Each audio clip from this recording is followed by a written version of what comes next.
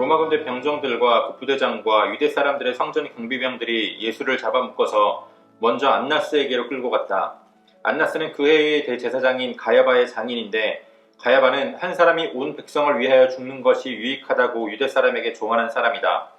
시몬 베드로와 또 다른 제자 한 사람이 예수를 따라갔다. 그 제자는 대제사장과 잘 아는 사이라서 예수를 따라 대제사장의 집안 뜰에까지 들어갔다.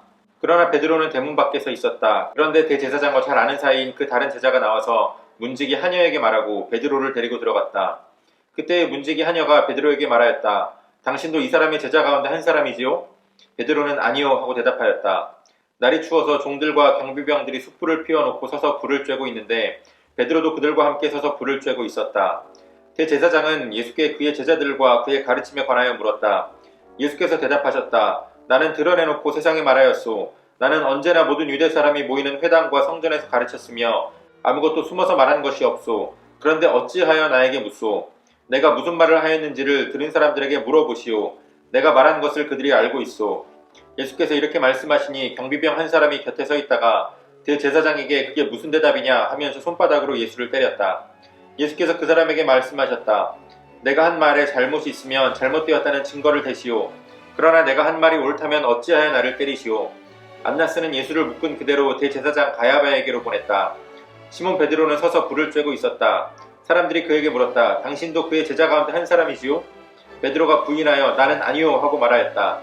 베드로에게 귀를 잘린 사람의 친척으로서 대제사장의 종 가운데 한 사람이 베드로에게 말하였다. 당신이 동산에서 그와 함께 있는 것을 내가 보았는데 그러시오. 베드로가 다시 부인하였다. 그러자 곧 닭이 울었다. 아멘. 4월 12일 오늘의 매일 성경 본문 말씀은 요한복음 18장 12절로 27절까지의 말씀입니다. 예수님께서 베드로를 말리시고 자신을 잡아가라고 말씀하시자 유다와 함께 온 군인들은 예수님을 묶어서 안나스에게로 데려갔습니다.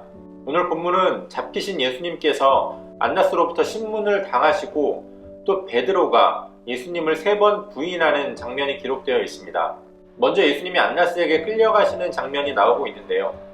안나스는 오늘 본문에 설명되어 있는 것처럼 그 해의 대제사장 가야바의 장인입니다. 먼저 하나님께서 레위기에서 아론을 대제사장으로 세우셨을 때 그 규례를 살펴보면 대제사장은 원래 종신직입니다. 그렇기 때문에 특별한 사유가 없는 한 대제사장의 장자가 대제사장직을 이어서 세습하는 종신 세습직이 바로 대제사장 직책입니다. 그러나 신약시대에 들어서는 이스라엘이 외세의 침략을 받고 또 외세의 통치를 받으면서 그 통치자들이 대제사장을 임명하고 또 해임하는 그러한 일들이 일어났습니다. 그래서 대제사장 가야바를 수식할 때에 그 해의 대제사장이라고 말씀하시고 있는 겁니다. 이 가야바의 장인인 안나스도 원래 대제사장이었습니다. 그는 빌라도의 전임 총독으로부터 해임되었는데 그가 해임된 이후에도 그의 아들들이 계속해서 그 대제사장직을 맡아왔습니다. 여전히 율법 아래에서 제사 공동체의 형태를 유지하고 있었던 이스라엘에서 대제사장은 상당히 높은 권력을 가지고 있는 그러한 직분이었습니다. 대제사장이 제사와 관련된 거의 모든 권한을 갖기 때문입니다. 그런 권력의 자리를 대를 이어서 안나스의 집안이 독식했다라는 것을 볼 때 안나스의 집안은 상당한 기득권층이라는 것을 알 수 있습니다. 요즘으로 치자면 금수저도 아닌 다이아몬드 수저 정도 될까요? 그 중에서도 안나스는 그 집안의 수장과 같은 존재였습니다. 그렇기 때문에 이때의 대제사장이 가야바였음에도 사람들은 예수님을 안나스에게로 데려간 겁니다. 공식적으로는 대제사장이 가야바였기 때문에 지금 안나스가 행하고 있는 이 신문은 공식적으로 말하자면 불법 신문인 겁니다. 이때의 대제사장 안나스의 사위인 가야바는 14절의 설명처럼 한 사람이 온 백성을 위하여 죽는 것이 유익하다라고 말했던 사람입니다. 그는 예수님께서 나사로를 살리시자 많은 무리들이 예수님을 따를 것을 우려하면서 차라리 예수님을 죽이자라는 의도로 그 말을 한 것이었는데요. 그의 말을 듣고 유대인 지도자들이 예수님을 죽이기 위한 모의를 시작했다라고 요한복음은 기록하고 있습니다. 그는 지극히 세속적인 논리로 자신들의 기득권을 지키기 위해서 한 말이었지만 실제로 그의 말은 하나님의 사역을 완성하는 말이 되었습니다. 그 와중에 예수님을 따른 2 제자가 있었습니다. 한 제자의 이름은 밝히지 않지만 요한복음의 전반에서 그러하듯이 이름을 밝히지 않은 제자는 요한일 가능성이 높습니다. 이 두 제자가 예수님을 따라가는데 요한으로 추측되는 제자는 대제사장을 잘 알기 때문에 대제사장의 집안 뜰까지 아무 문제 없이 들어갈 수 있었습니다. 그러나 베드로는 그 집안 뜰까지 함께 가지 못하고 문 밖에 서 있었는데요. 그때 대제사장을 잘 아는 제자, 그러니까 요한으로 추정되는 제자가 문지기 여종에게 말을 하고 베드로를 들여보내줍니다. 그때 문지기 여종이 당신도 저 예수의 제자 중 한 사람이 아니오? 라고 묻자 베드로는 예수님께서 이미 예언하신 대로 아니라고 부인하고 들어갑니다. 그리고 거기 들어가서는 대제사장의 종들과 경비병들 틈에서 불을 쬐고 있습니다. 이제 다시 장면이 안나스와 예수님으로 돌아가서 안나스가 예수님께 예수님의 제자들과 예수님의 가르침에 대해서 묻습니다. 예수님을 잡았으니 예수님의 제자들까지 함께 엮어서 잡고 싶었을 겁니다. 그러나 예수님은 당당하게 또 동시에 제자들을 보호하시면서 아주 지혜롭게 대답을 하십니다. 내가 이미 회당에서 또 성전에서 드러내놓고 지금까지 가르쳐 왔는데 그 말을 왜 나에게 묻느냐? 나의 말을 들은 사람들이 많다. 분명히 안나스도 그 말들을 전해서 들었을 것이고 안나스의 주변에서도 예수님의 가르침을 들은 사람들이 많았을 겁니다. 예수님은 지금 안나스를 향해서 이미 다 알고 있으면서 왜 그것을 나에게 또 묻느냐라고 말씀하시는 겁니다.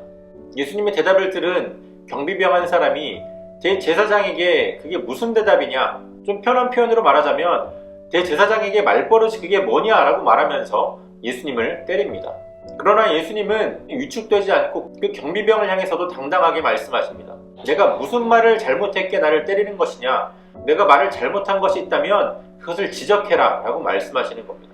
안나스는 예수님의 신문을 마치고 예수님을 묶은 그대로 가야바에게로 보냅니다. 그 와중에 베드로는 예수님께서 이미 말씀하신 대로 두 번 더 예수님을 부인하게 됩니다.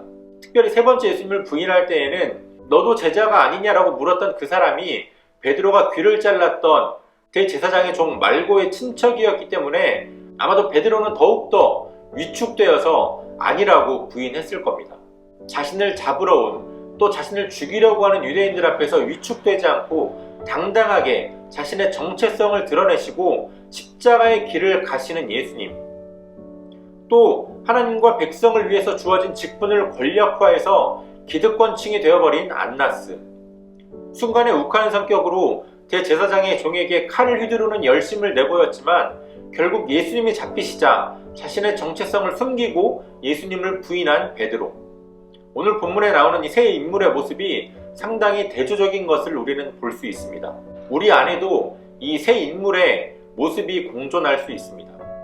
때로는 물질적인 축복을 구하면서 이 신앙을 우리의 기득권을 위한 수단으로 여기기도 합니다. 또 열심은 있는 것 같지만 하나님의 방향에서 벗어난 열심으로 쉽게 넘어지고 낙심하기도 합니다. 그러나 우리 안에 거하시는 성령님은 끊임없이 우리를 위해서 중보하시며 우리를 깨닫게 하시면서 예수님의 길, 십자가의 길을 따르도록 하십니다. 그렇게 우리를 도우시는 성령 하나님을 의지하면서 예수님의 고난의 길을 묵상하며 그 길을 따라가는 고난주간이 되어지기를 소원합니다. 오늘도 우리에게 주신 하나님의 말씀을 몇 번 더 읽으시면서 여러분들에게 개별적으로 깨닫게 하시는 하나님의 말씀을 묵상하시고 또 각자의 기도로 오늘의 묵상을 마치도록 하겠습니다.